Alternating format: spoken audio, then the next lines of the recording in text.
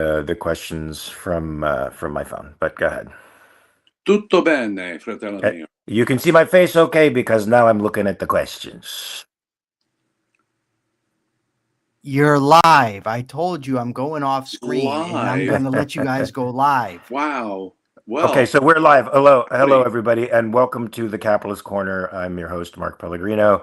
Having a little bit of computer difficulty, so I'm on my phone. If you notice the ratio a little bit different today, it's because my computer sucks and it froze up, and that's why we're also a little bit late today. And our normal co-host and vice chair of the American Capitalist Party is going to be offline today, watching us. James Valliant, my good friend here, do the show today because he got a couple of wisdom teeth pulled. So we're going to give him a break today. He hasn't gotten his chip fixed yet, so we're waiting for that perfect smile to come back to us. Hopefully it'll come back in a few days. James Valliant, my good friend, how are you? It is a pleasure to see you. It's awesome to have you on the show. I love hosting with you. How in the hell are you, my friend? I am spectacular, as you know, and that situation continues. And I am not denticulation challenged this morning, so I'm ahead of Michael that way. So how the heck are you, my brother? I'm hanging in there. I'm a little bit tired, not getting enough sleep, but I love that word denticulation. That is a fantastic. Did you just make that up, or is that an actual word? No. You may look it up. Well, denticulation actually refers to the teeth themselves, not to the. You might think that it means combined with articulation. No, but he's still denticulation challenged, which makes him articulation challenged. Isn't he always articulation challenged? Well, that's another matter. All right, now that he's not here, I have free reign to bust his balls as much as possible. And conspiracy can go on. Yes, right. There is that. James and I are in a conspiracy together to constantly undermine Mr. Liebowitz, according to Mr. Liebowitz, of course. So he's the only one who believes in the conspiracy. Anyway, I have to give our normal disclaimer here, James. Though James is, I want to say, a legal advisor for the American Capitalist Party. Informal legal advisor. Let's put it that way. Informal legal advisor for the American Capitalist Party. What we say here does not necessarily represent the American Capitalist Party. If you want to see what the American Capitalist Party is all about, go to americancapitalistparty.org and read the policies. In fact, donate and become a member, and so that you can be a part of the change. Because I, like James, like Michael, like the rest of you watching, are tired of the duopoly. We want another option out there. There are questions arising here, James, and I'm going to have to try to read them with my contacts, which are not necessarily reader friendly, as the conversation is scrolling up. Yes, folks, it is Question Friday, Q&A Friday.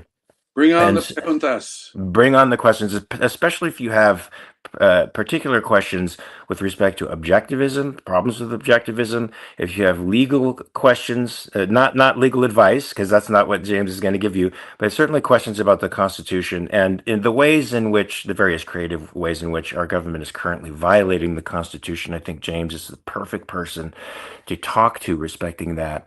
Now, here it says.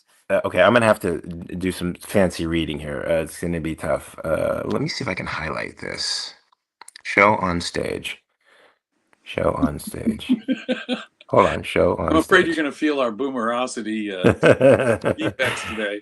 Yes, okay. It's not showing on stage from my perspective, but it says, Michael said you won a debate either this week between the two of you. If memory serves, it was over docs related to Tulsi Gabbard. Would you mind talking about that a little bit? I think the fact that we had a debate at all is a questionable proposition. I think we ended up largely agreeing about the facts, and I suppose you could say we disagreed about the evaluation of those facts. It had to do with all this revelation of Tulsi Gabbard and the Russiagate stuff that's coming out, and the sort of shift in the intelligence emphasis after the election, which is an interesting thing. I have to say, and those intelligence guys that work for Obama, like Brennan, are lying sacks of shit and very political. I mean, remember, they're the guys who gave us the Hunter laptop as Russian disinformation junk. And there never really was any evidence that Trump himself was involved in any Russian interference. And the Russian interference itself, there's evidence that goes both ways. Did they want Trump? Did they want the Democrat? Or did they just want to kind of sow confusion? So, So do you agree with the current emphasis in the intelligence community with investigating the intelligence community and the people of the Obama administration? Do you think there's guilty parties there and criminality? there may be. I don't know. And folks, we should get in the habit of saying when we don't know, we don't know. And before we go inventing conspiracy theories one way or another, heck, and making public pronouncements about them, we better the heck know what we're talking about. So do I mind them investigating it? Investigate like crazy. Is it necessary to come public with stuff that we've known for at least a couple of years or more?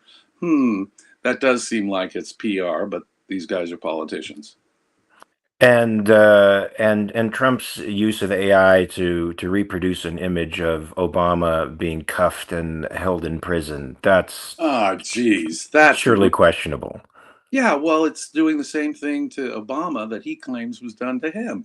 And It I wo- do not like it when Obama did it. I don't like it when Trump did it. I don't like it when any executive talks about, this guy's obviously guilty before there's even been an investigation or charges, much less after. You should just shut the hell up and let the jury do the deciding and not try and, put your thumb on the scale of any criminal case pending.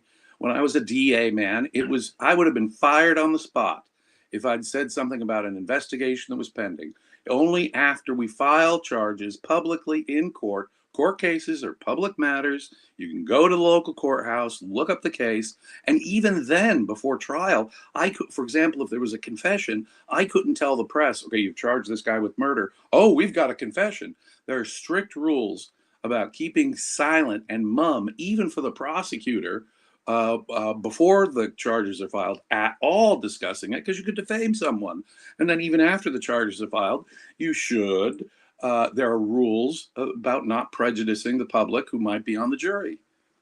Ironic, isn't it, that Trump files so many defamation lawsuits while defaming politicians that are out of office and tipping the scales. We just did an article. We just talked about an article yesterday where the Republicans, J.D. Vance in particular, claims, while the economy should be free, it's okay for the government to put its fingers on the scales a little bit. So the very things Trump was complaining about during his administration and in the in-between time about persecution is the exact thing he's doing with the folks out of office now.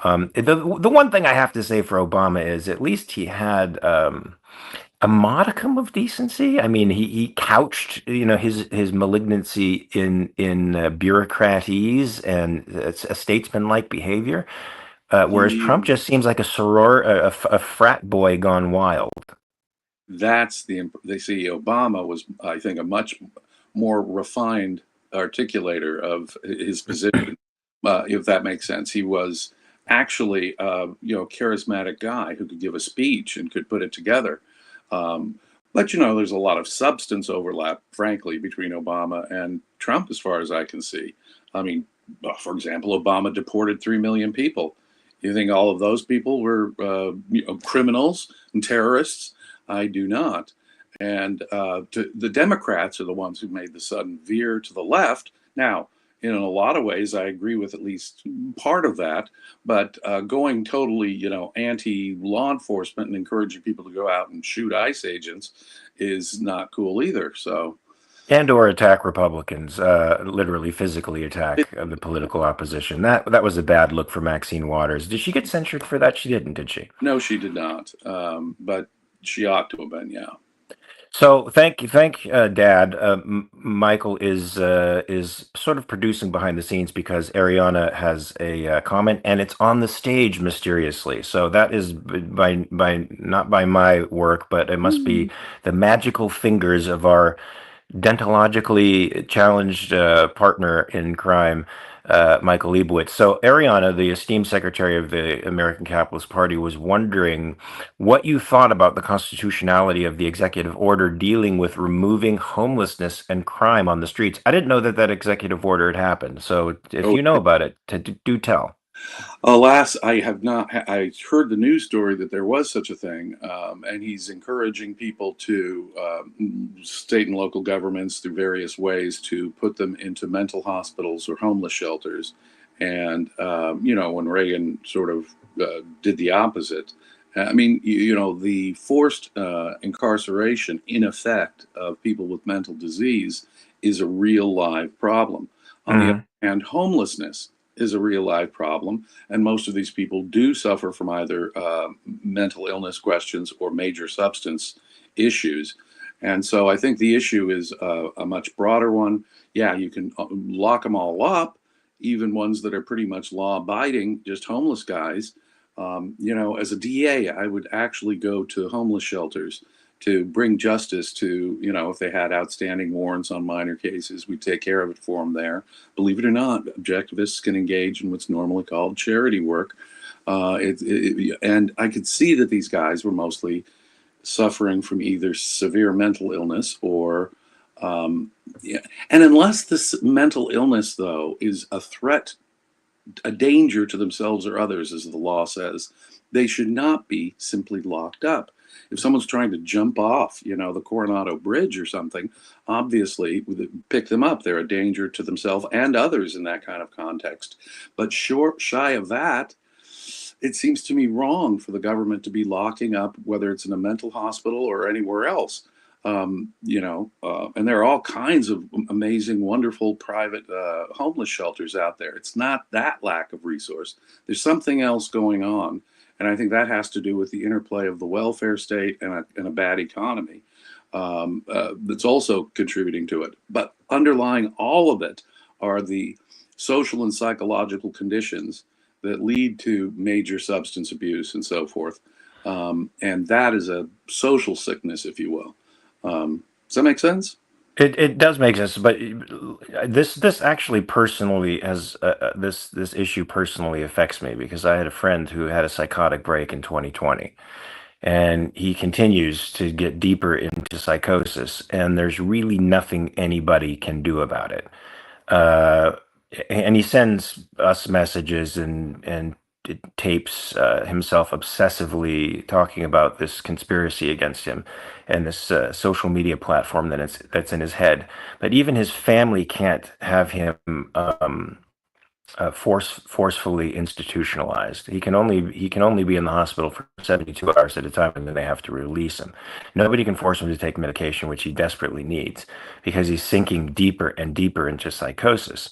Now, what do you do about that? I mean, he's also. I just listened to a therapist session of his that I guess he let me see to try to prove that the conspiracies that are going on in his mind are correct, where the therapist was essentially saying, you've been scammed and you are exhibiting symptoms of schizophrenia. And he went ballistic. I think it's a matter of time before this guy gets violent. You don't believe in preemptively putting somebody like that in an institution? I mean, clearly he's helpless. Right. The 72-hour hold is basically only because he's exhibited some kind of threat to himself or others. But if the doctors look at him and say that's not a sustained condition, out he goes.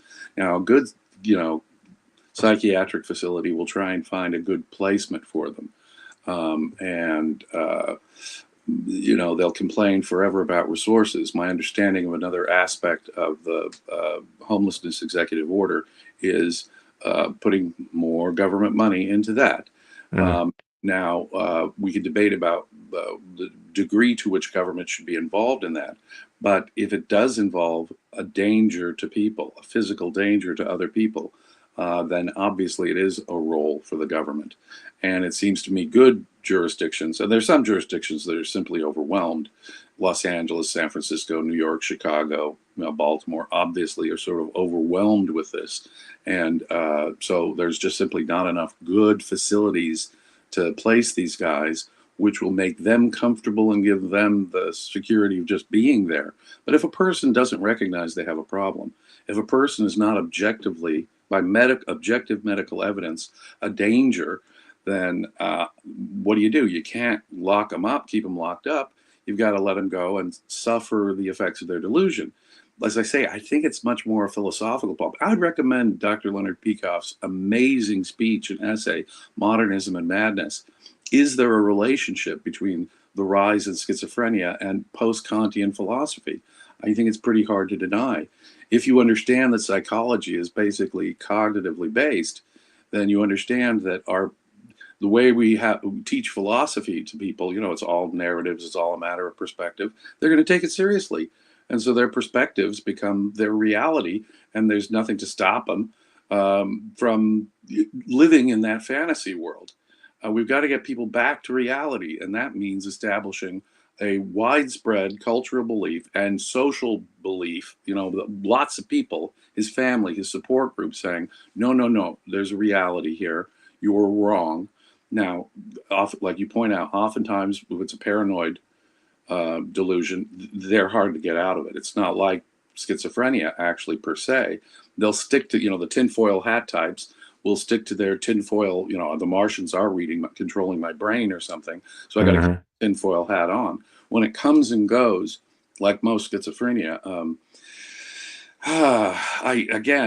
you got to wonder what philosophy has done to our culture.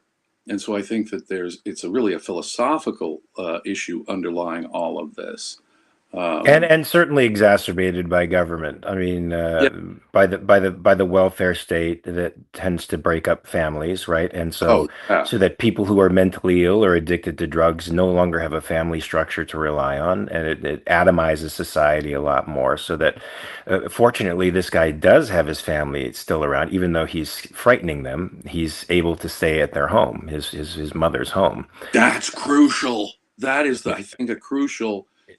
I've had a buddy of mine for a long time was working at the San Diego County mental psychiatric facility, and really one of the main indicators of whether or not they'll at least be manageable or have some hope is whether they have a support system, family or friends that are willing to help out. But in some respects, that enables him as well. I mean, for a long time, he was just living in his car and he was borrowing money from his brother. But now, and then occasionally staying at the mother's place, whom he has threatened, by the way, because he thinks she's part of the conspiracy. Right. Oh, God, that is so common. Yeah. So on the one hand, it's a double-edged sword. On the, in a sense, he needs tough love. He does need that, but it seems to me that tough love means compulsory institutionalization, and there's no way to do that because his delusions make him right and everybody else wrong. And what might help is less government property, because they're normally hanging out, in open spaces owned by the government or under bridges or riverbeds, that are protected. And so, the cops come in, clear out the encampments. They try and sort through I know this is a DA. They'll sort through the encampments, find out the ones that are really, 3 sheets to the wind, whether drugs or mentally, send them to the hospital for observation, and let the other ones go. And where do they go? They just go to a different place, a different bridge, a different riverbed, a different, that's normally what happens. So this is something that's not going to be resolved by us anytime soon. Yeah, and he's spent lots of time in county. He's spent time in county jail as well, several months. So I'm sure they've cleared him off the streets and towed his car and impounded it and incarcerated him for a time. So that hasn't improved the situation, and I don't think anything but compulsory institutionalization would help. But I think there's somebody who's studying to be a psychologist on the chat. Maybe she can talk a little bit more about this. But I have a question from Ann M for you, James. Now, people have tried claiming that the recording between Leonard and Kira was not legal per California law. And can you explain why that is not correct? Oh, well, I am afraid I'm going to give you a surprising answer. The recording itself is a violation of California Penal Code Section 632, which is, California is what they call a one-party consent state. Most states, what he did was perfectly legal. For example, the state of New Jersey or the state of Texas or the state of Connecticut, they're all one-party consent states. You can record a telephone conversation perfectly legally. The federal rule is the same. One-party consent is all it takes. So California is among the minority of states in which this is even unlawful. Leonard, at the time, I know, or at least he's told me repeatedly, credibly, that he had no clue that it was unlawful. And he was doing it in response to his belief that Kira was recording him. So, but that's strictly speaking not a defense. Now, so the recording itself was unlawful in California. It's unlawful even if you don't know it's unlawful, obviously, but it does go to the point that look, he didn't know it was unlawful. It's lawful in most places, and he was doing it in self-defense against being, potentially slandered and being attacked for being incompetent. So I think there's a huge number of mitigating circumstances here. If it's lawful most places, how the heck are you supposed to know you are unless you look up the law? And if you're doing it in self-defense, in effect, from allegations, it doesn't change the law, but the law is quite clear in California. Normally, we wouldn't prosecute that kind of case unless there's something else. In other words, unless there was I prosecuted 6 to 32 cases of what they call eavesdropping, but that eavesdropping is generally done for nefarious purposes, not self-defense purposes. And I doubt very seriously they're going to put a 91-year-old guy in jail for breaking the law. Now, making it public might make someone an accessory after the fact. There's no question about that.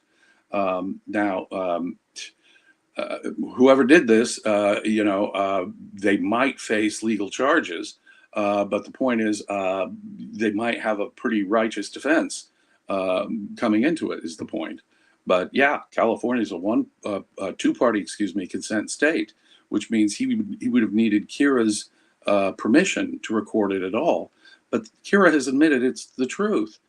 And if you're freaking out at the drop of a reality, a bunch of truth, then, complaining that it's unlawful is kind of a confession in itself, isn't it? Interesting. This drama behind the scenes, objectivist drama between Kira and Leonard Peikoff is most interesting. I'm seeing all kinds of posts on social media respecting this from the other side. He thoroughly refutes a lot of what Kira was saying, including her own summary of the conversation. When the first, couple minutes came out, she gave her summary. Oh, come on. I mean, you can go down a list of things that it demonstrates Kira was misleading people about, the partial stuff that she talks about. She doesn't really release the whole truth on things, let me put it that way. And, she obviously was lying about certain things, like Leonard being isolated by Grace, or using a witness like Tanya, who was nursing without a license, a disgruntled fired employee who just called her out of the blue, just happened to call Kira out of the blue because guess what? She knew what Kira's allegations already were. And she was a disgruntled fired employee, nursing without a nursing license or a driver's license, financially scamming the Peikoffs in that way. And that's Kira's star witness, whom she's still relying on. So... Wow, the plot thickens. I have a question from Regina, not related to any inside objectivist stuff, but from an objectivist perspective, the body belongs to the individual alone. What is your position on the opt-out policy for organ donation, where the state considers silence as consent? That's wrong. No. Does that mean when you're dead, they can take one of your organs if you haven't already said you're an organ donor? Gosh, if that is true, and again, this is an area of the law that I'm not comfortable talking to, but if that's right, I would say that's wrong. The person should be able to bequeath their body just as they bequeath and when you die, your body really should be treated. Normally, I wouldn't say that your body is just property. It's more than just like owning a piece of real estate. But when you die, it's obviously property. And so in your will, you should be able to say who it is. And the presumption should be that you did not want that to be.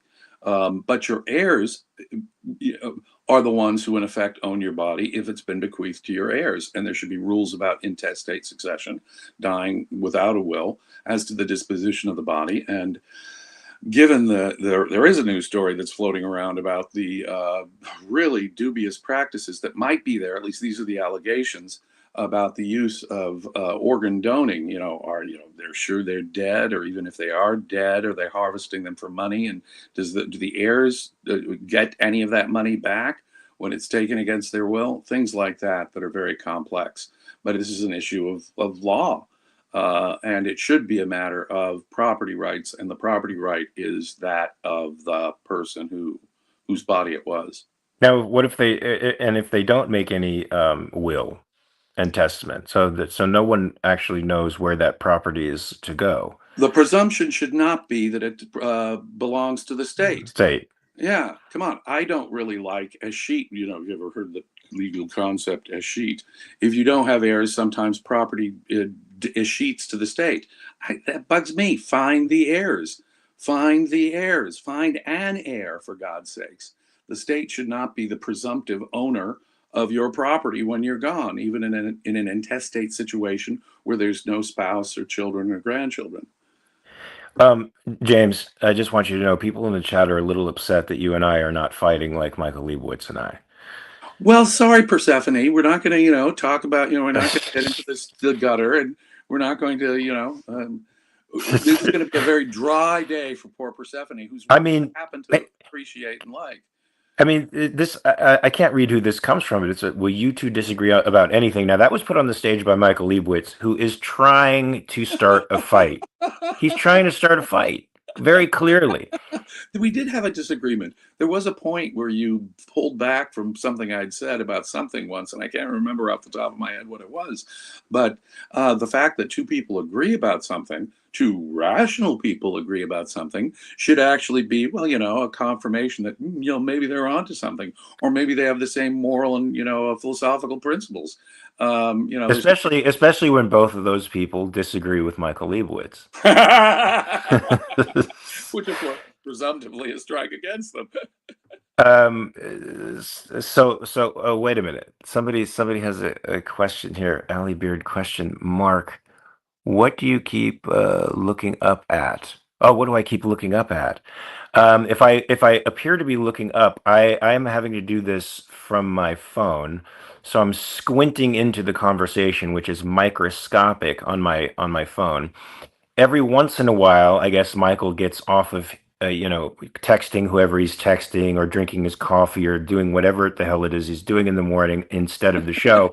And he pops a question onto the stage, which makes it much easier for me to read because the contrast is blue background with white print. So it's much easier for me to read. So if you see my eyes shifting up and down, I can't see myself, by the way, in the frame. I'm only looking at the chat and attempting to read the chat, which Michael is supposed to be controlling a little bit, but he's clearly occupied with something else.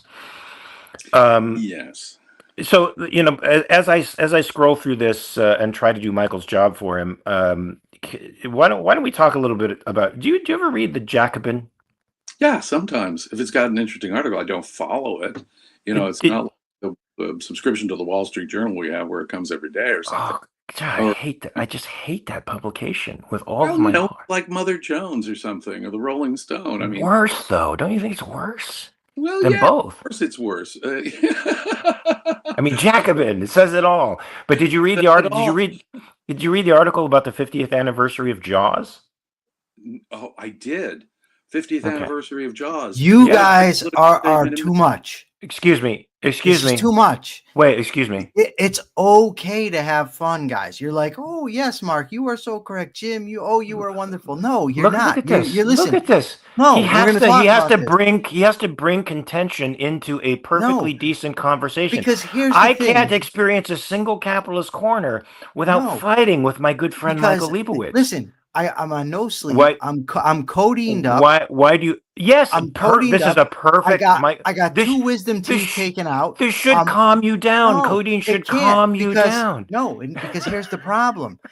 Persephone. I get a text Persephone. at 11:45. At 11:45, we're about to go on air. I can't figure out my computer. What am I going to do? What? That's not what I said. Hold on. This is from Mark. This is from Mark. No. This is an actual lie, folks. Right now, Michael Liebowitz, who I, before this moment, thought was one of the most honest human beings I'd ever known in my life, has told an actual lie. I said, computer problems. That's what I said. I didn't say I couldn't figure out my computer. You said you were having computer problems. Okay, but does that mean I couldn't? It out? No, that doesn't mean I couldn't figure it out. It does. No, it doesn't. The computer problem was that my battery died again, and I was trying to charge it, and it wasn't charging fast enough. Okay, then you couldn't so figure out. Well, hold on, wait a second. You couldn't plug the computer in? I plugged the computer in.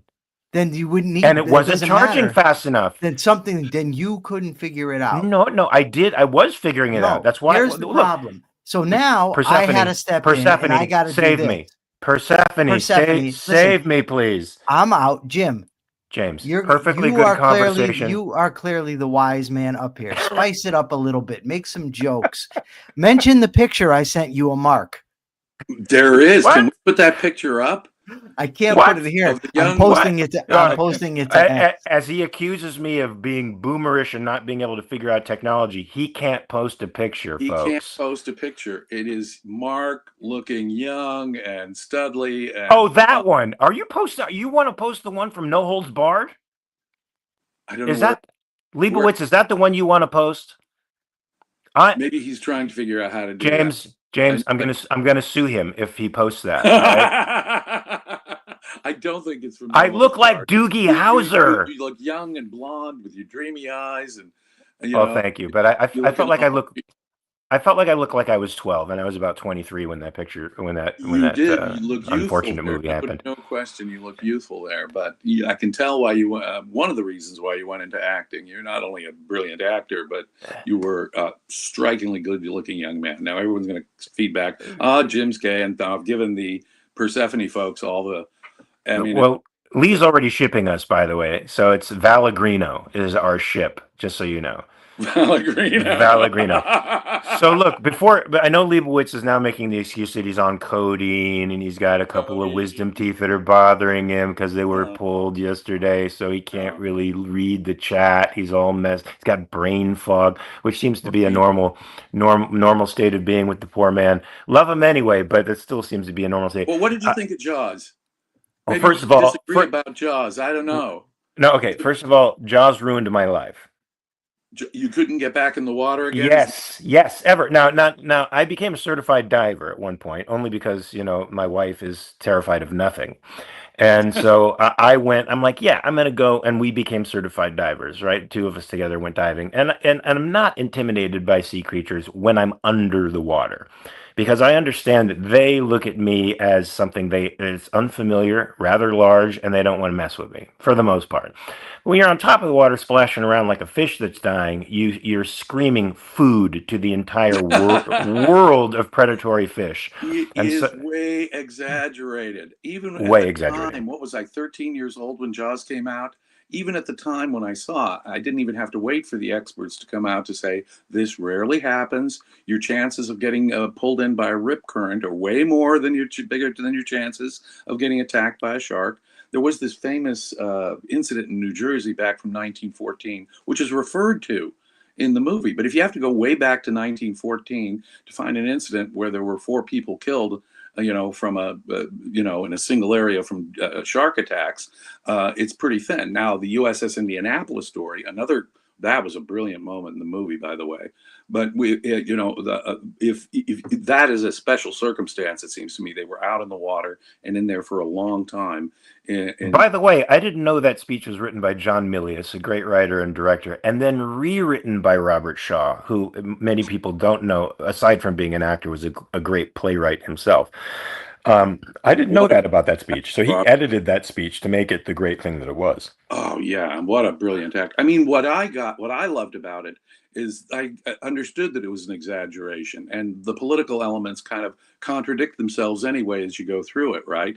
Again, it's a question of, Are people, people are so stupid they need government regulation, otherwise they won't go in. If you put the press out there that, hey, there's shark attack locally, it's up to you to manage your own security, whether you're going to go in the water or not. It's not up to the government. It's not the government's business to protect people from themselves. But of course, the heavy in the thing was, well, there was the heavy of that female businesswoman who said, keep the beaches open. But it's the mayor. It's the mayor who's doing it. It's government beaches that are being kept open despite that information. And right. It's look, what bothers me about the Jacobin is that they conflate the government guy, who's the main villain, not the monster even. It's the mayor, with a capitalist, and they try to make Jaws a commentary on rapacious capitalism, which it frankly was not. It was just a good monster movie. It was actually more. It had more, I think, in common with Enemy of the People by Ibsen than anything else. But it was a good monster movie. That's a brilliant comparison, by the way. It's a brilliant comparison to Ibsen's Enemy of the People. But the mayor is the real heavy here, it seems to me. And of course, that's not capitalism, nor are government-owned beaches capitalism. And will you have nuts go out when, I think that happened back in the New Jersey incident more than 100 years ago, but people will go out. But guess what? I get to measure the level of the danger I'm willing to do. Sharks are not brilliant, like Jaws indicates. I knew it was a stylization and an exaggeration of reality at the age of 13 when I saw it in the theater. But what a brilliant film it is.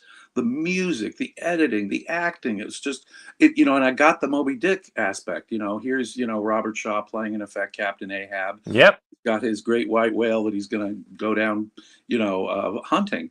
I thought it was a super film. It's a super entertaining film, a salty sea tale.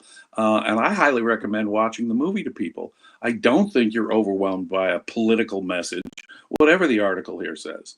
I think it's a terrific film. I think so too, and I didn't think the political message was even central to the point, and I don't think there was a political message, to be honest with you. I mean, in fact, if anything, it's the opposite of what the Jacobin claims it to be, because the political guy is the bad guy.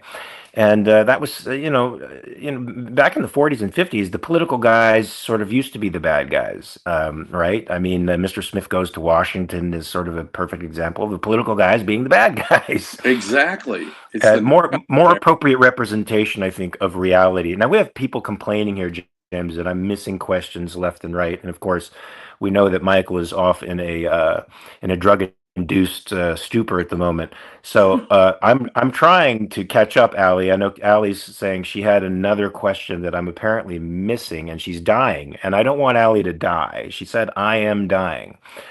We don't want that to happen. So I'm trying to scroll back here a bit to find questions that I'm missing.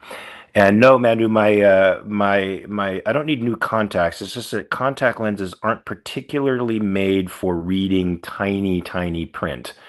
I can read scripts and teleprompters and stuff that I actually use on the job, but they're not necessarily made for reading teeny, teeny print. Allie Beard's question is coming up. Mark, hey, boss man, I have a question. I linked you to something funny in DMs that involves Karl Marx. Check it out. It's kind of funny. Okay, thank you very much, Allie Beard. I always like being linked to a funny something or other respecting Karl Marx. Yeah. One of the more despicable characters, I think, in human history. What say you? Oh, yeah. Not only was he was a lousy economist, a lousy historian, and a lousy philosopher. But leaving all that aside, he was also a lousy human being. He rarely bathed. He got the maid pregnant. He was dependent on the capitalist money of his family, or on the patronage of Engels himself.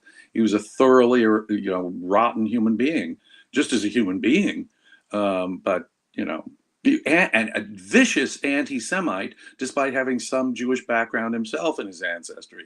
I mean, I thought his father was a Jew who converted to Christianity. I think that's correct. Either his dad or a grandparent, something like that. But I know he had Jewish background, and he was a vicious anti-Semite, a thoroughly despicable human being. I mean, he gets the maid pregnant, and he gets his sucker patron Engels to have to deal with it. And That's right. He claimed patrimony, right? The Engels did for a time, but then yeah, the son that was born wound up being abandoned anyway. right. That's a communist. That's how your hardcore commie works. They're normally disturbed people, but Karl Marx proves it, at the very founding of it. But like I say, to be serious, we have to address his work, which is just really rotten economics, rotten history, and still worse, more rotten philosophy. So wait a minute. The resident psychologist on the chat is curious. I think she notes a contradiction in my behavior. So she says, "So wait, you're not afraid when you're in the water where the animals actually are. You're afraid when you're not in the water." Um, no. Let me clarify this. I am not afraid when I am under the water, when I have breathing apparatus, a self-contained underwater breathing apparatus, which is what scuba is, because I understand that predatory animals, for the most part, will avoid me. They don't know what I am because I appear to be a large swimming thing that doesn't look like anything they are familiar with. So I have a better chance also of confronting something underneath the water than if I am, slapping the surface of the water like dying things do in the ocean, where I am sending signals out to predatory animals that I am actually something dying and and ready to be feasted upon. So no, I don't like snorkeling. I like snorkeling provided I can see everything around me, provided I'm in a reef area where I know that a tiger shark isn't going to come, right, or Okay, something. Michael wants a disagreement. Where you really are, your paranoia doesn't make sense to me, is with the Annabelle doll.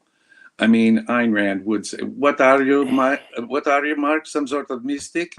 There's just no doubt in my mind that that's totally irrational, my brother. Yes, it is. Um, It is. I understand that. I mean, Yeah, I can't and tell you yet it is. And yet it is. And yet it happened. what It ha- happened. Someone I had a associated with the need. doll fell over dead. What does that Well, no, no, prove? no, no, no, no. I'm not saying that. And yet the fear inside of me, the actual fake respect for this, non-entity thing that everybody has made a big deal out of, did actually affect me. Like I don't think I would have the balls to open up the sigilled cabinet that Annabelle was in, pull Annabelle out, and swing her around the room or throw her against the wall. And I know it's irrational. I You know need it's an to do the irrational reversion fear. therapy. Really do. You need to take a doll, an Annabelle doll, and That's mistreat. fine, but that's not the same thing. And Well, that's true. it can't be just any Raggedy Ann doll. It has to be the Annabelle doll. And the So one that Annabelle doll that really is the one with the curse on it, right? yes, and that's the kind of therapy where I feel like you're putting a bullet in the chamber, spinning it, and then putting the gun to your head It and is pulling the trigger. nothing like spinning. It's like saying, "Well, okay, we could do the sympathetic magic thing. We could make a replica of the Annabelle doll, put some voodoo stick No, on it it. Would does. It's that not the same. No, it's not the same. It's not the same because I ah? know it's fake. I You know are it's some fake. And look, my and I know the Warren artifact is fake too, but it's something about it. Maybe it's I don't know. Maybe it's the lingering superstition of Christianity Mark. or Are you mysticism in still focus? inside of me. You are some sort of mystic, I Mark. must be mystic. Somewhere inside I have the mystic bone still in body. Yeah. I know it's a terrible thing. I'm embarrassed about it, and Liebowitz, of course, has announced it to the world. That before it was just a private thing, by the way, between he and the party that happened to be there at the Warren convention, He and totally now the exposed world knows exactly, that exactly. I'm afraid of a Raggedy Ann doll. But I'm I'll not even afraid challenge. of going in the ocean. I mean, I'll swim out to an island. I can't tell you how many times I've been in the water since Jaws, and the ocean. And it's Swim out to an island. What are you talking about? no. When I was a kid, we'd go down to Baja to the beach, and there was an island out there. It looked like it was closer than it was. And my buddies and I, we swam, swam, swam. We're exhausted, and we're not even halfway there. So we're still going to do it. Blah, blah, blah, blah, blah, blah, blah. And did it even cross my mind in the wake of seeing Jaws? No, I didn't even give it a thought. I knew the damn movie exaggerated the danger of sharks. Sharks weren't super intelligent. Shark attacks are far more rare than getting caught in a rip current or something. And so Even you know, we want to know something even more paradoxical about that. Great white sharks in particular are docile. docile. No. Meaning they're okay. So a 6,000 pound fish that's 25 feet long and has razor sharp teeth. It's hard to classify them as docile, but in fact they are. They are not aggressive. If a great white shark has attacked you, it's been watching you for a long, long time and trying to suss you out before it actually takes its experimental bite, which is to try to figure out what you are. The actual terrors of the sea, to be honest with you, the sharks that cause the most problems are bull sharks. That's right. And Yes, New they're the Jersey aggressors. and the famous New Jersey incident that Benchley wrote it, inspired his book, was a bull shark probably because it came up into fresh water, Yep. which almost certainly indicates it's a bull shark, not a great white shark, who, as you point out, are interested in schools of fish and seals, their normal, prey, their normal diet. Yes, and that is another frightening thing about the bull shark is that it can go from saltwater to freshwater, or at least brackish water, and that's scary because Yeah, you think you're safe in the lake or the river, but right, no. right, right. Um, Now, send us other articles. It wasn't just about Jaws. yes, there's an article about Ibram X Kendi. What do you think about this guy? Fake academic or real academic? Because he's apparently written a new book that's coming out about Malcolm X, and We're almost redundant. I yeah, mean, yeah. what is real about being an academic? Well, I obviously exclude the real sciences, like physics, chemistry, biology, the professional schools like medicine, law, That engineering. have practical applications in human life. Exactly. When you Yeah. deal with reality, you're contained. But when we're in the humanities or social sciences, fake academic is a redundancy, unless that's a handful of objectivists out there who still holding their own in the academic world, and there is, believe it or not, a number of them and a growing number of them, and those are the only ones worth a damn who are doing anything rational. I mean, nearly everything called sociology, and this is much more akin to pop psychology in my view. So, yeah, look, when you talk about woke, and it's there's something there, obviously, and it's worthy of discussion. Let me put it that way. But yeah, look, America is not a systemically or institutionally racist country. In many ways, it once was. Obviously, with slavery, obviously with Jim Crow, that's government enforced, and even to the extent that you could say that blacks couldn't get into country clubs or restaurants. You still had a claim to say there's institutional racism, but that is just now dead and over, and it's really impossible to say that that's the case.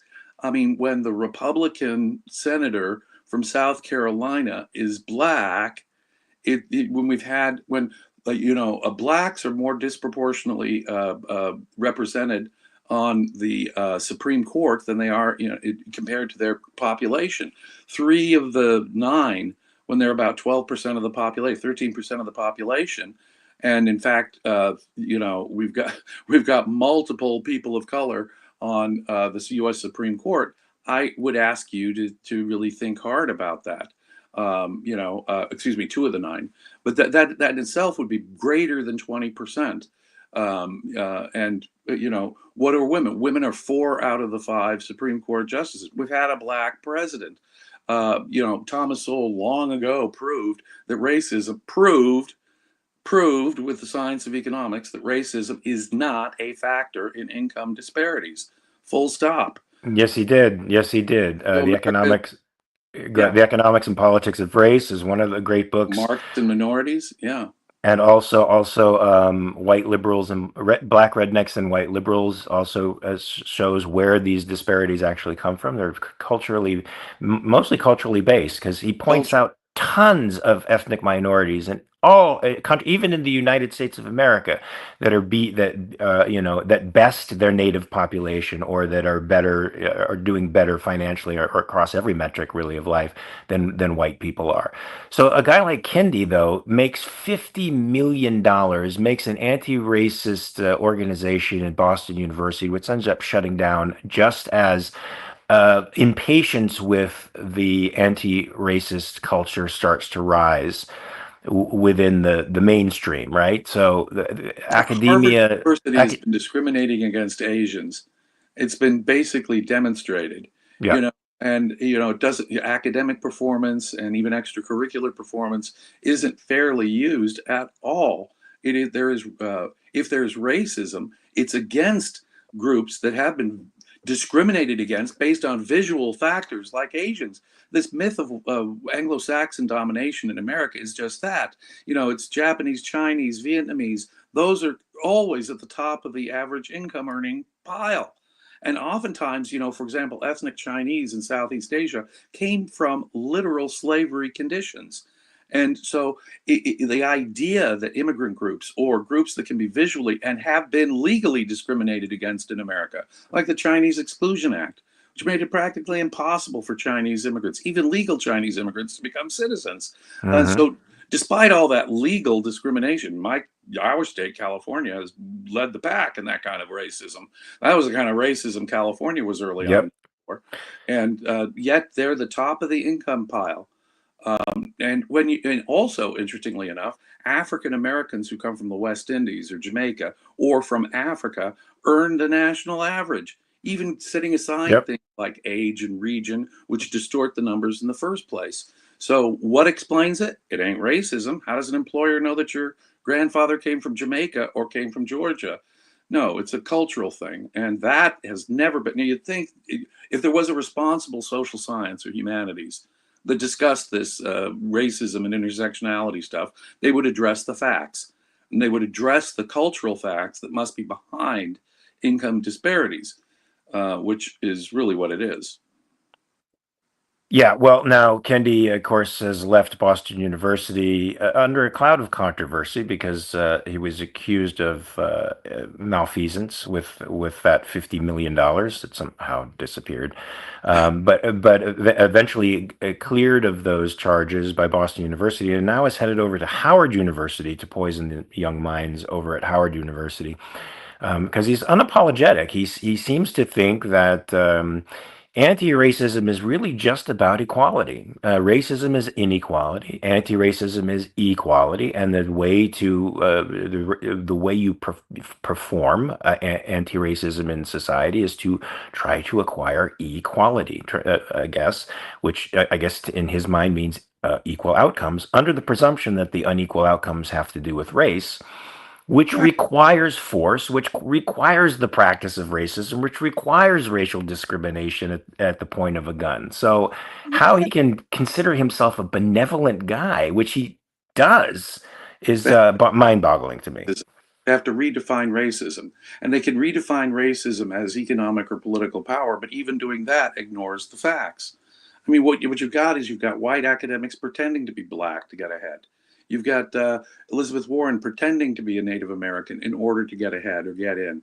You've got Mamdani when he applies for, I'm an African American, even though he's from South Asia. Elon Musk might as well call himself an African American.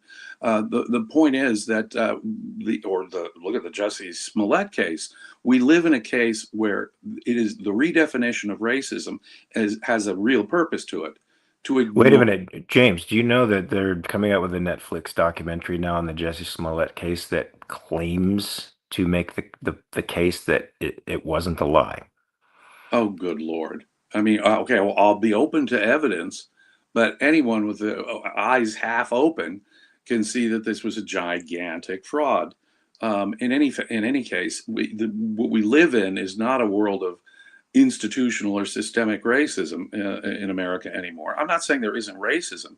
And okay, I'm open to the idea that maybe there is racism, that, somehow they targeted him because he was I mean, which is what he implies. He implies that they accused him of malfeasance because he was black.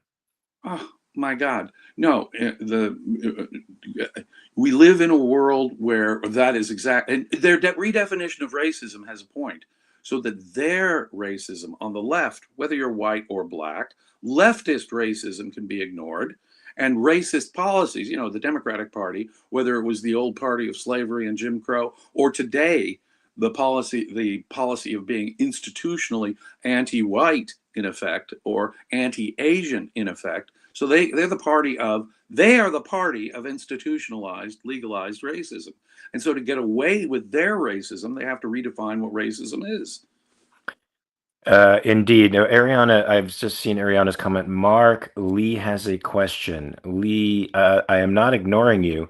I cannot read. It's hard for me to read the question unless our drug-induced producer at the moment, who's probably in a stupor right now, puts it on the stage, and then it makes it easier for me to read. But if you want to rephrase that question, because everybody now is screaming for me to answer this question. Now Catherine has one. Mark, you were gorgeous in No Holds Barred. Well, thank you very much, Catherine. I can't believe that Michael actually allowed that question to go through. He allowed that to be put on the stage. It must be the codeine talking. Well, there was also an article that talked about the woke culture and how it went south, and gave a justification for it coming to being. Do you remember that article? I think it was in the Daily Economy. And so somebody's written a book. Now, I don't have the name in front of me, nor do I have the title in front of me, but you might be able to access that, James, possibly. But he talked about he classified a certain kind of capitalist. Do you remember how he classified this? Symbolic capitalist. A symbolic capitalist is like these people who deal in sort of ideas like the social sciences need to make themselves relevant in society, and he seemed to note a pattern. Every 10 years or so, they seem to find themselves irrelevant and sort of rise up and begin to create agitation and create markets for themselves, as Ibram X Kendi did, and that most of these markets actually don't benefit the people they claim they're going to benefit. Like Ibram X Kendi is sort of one of the black beneficiaries of this anti-racism thing, but really it's like the D'Angelos, the white liberals, the white leftists out there that get most of the charge. They get most of the money. What do you think about all that? Yeah, exactly. Exactly. I mean, I think there's a great point that's being made here. These people have their own. Well, first of all, they'll want government slush funds to help their pet cause and keep them going, or they will go out and be hucksters for their position. And but it's superficial compared to the underlying philosophical issues here that need to be addressed. And of course, the real problems, the real suffering of African Americans in America is not addressed. The inequities, for example, in the you guys have discussed this before on the show, of the enforcement of drug laws. There's this goddamn bloody war on drugs that is so discriminatory, and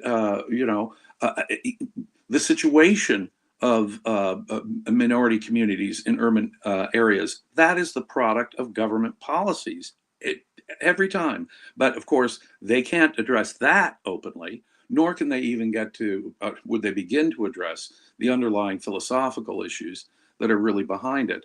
No, these guys are hucksters. They're academic hucksters. I don't like this term. It's like, corporate capitalism, symbolic capitalism. No, what they are is symbolic, mixed. They're snake oil salesmen. Snake oil salesmen. Like Black Lives Matter. They were trained Marxists who just took advantage of social paradoxes and got $90 million richer and bought 5 mansions. But did that wealth trickle down to any of the people they claimed to be fighting for? No. A bunch of people got mansions. A bunch of people got, but what did that do for the African American community? Zero. Well, if anything, it broke down the African American community because they encouraged violence and rioting within those communities. So, black businesses were burned and looted, and people were killed as a result of their agitation. So I don't see it as a win for anybody in the black community, except the small group of elitists who were at the head of BLM. Police-involved shootings have been declining for decades. And rather than focusing on the real criminal victims, who are very often African Americans living in, economically depressed neighborhoods, that goes completely unaddressed. And the real causes of that go completely unaddressed. We were talking about the odds of getting hit by a shark versus a rip current or something. Talk about ignoring the facts of reality. I mean, there are young people, innocent people in drive-by shootings getting killed, black businesses getting burnt to the ground. Isn't that something? If you had any compassion in your heart for African Americans in these communities, wouldn't you be concerned about those issues? As opposed to say these cops who are supposed to be targeting blacks, when in fact the police chief in the neighborhood is probably a black, the mayor in that neighborhood is probably black, and officer-involved shootings have been on steady decline nearly my entire life. So, well, but then they lose their jobs. The race hucksters get rich off of sowing chaos, confusion, and hatred. And we have one more question before we get to the capitalist thought of the day, which I'm going to throw into your lap, James. Unless you want me to do it, that's fine. But we're running behind schedule now. And sorry, Lee, I don't see your question. Michael hasn't posted it. It's his fault. I see Race's question, though, because it's on the stage. What about the Native American reservations, both their history and their current state? Is that still the last refuge of institutionalized racism? And why do liberals pay no attention to that? That's a very interesting question, because that is definitely a petri dish of pathology that I think was fomented by the American government, for sure. Reagan's Secretary of the Interior, I forget what his name was, said that it was a failure of socialism, a classic example of the failure of socialism and government intervention. It really, really is. To the extent that, again, as a DA, I would go out to reservations, native reservations, and bring justice to them, because they would often not come in to deal with their warrants on minor cases and so forth. Believe it or not, I too was engaged in charity in that regard as a DA. But the point is that it is a failure. And the solution, what's interesting is, of course, gambling and casinos should be legal everywhere. But look at what's really helped the Native American community, economically speaking. You legalize gambling, you legalize casino gambling, and suddenly a bunch of Native Americans get rich and money is flowing into those communities in a better way. Capitalism is the answer here, folks. It really is. Every single time you see an economically depressed ethnic group, you almost unfailingly, it is the result of government intervention. If you look at public housing, the rules about welfare, that's what broke up black families. That's what causing festering economic depression among these poor groups. They really have been put upon, but they've been put upon by government policies. And the answer always is more freedom, more capitalism. And maybe that's the capitalist thought of the day. I think it is. The more the left cares about you, the more likely it is your suffering will continue. The more they care about something like healthcare, education, the worse that segment of our economy will become. Prices will go through the roof for education.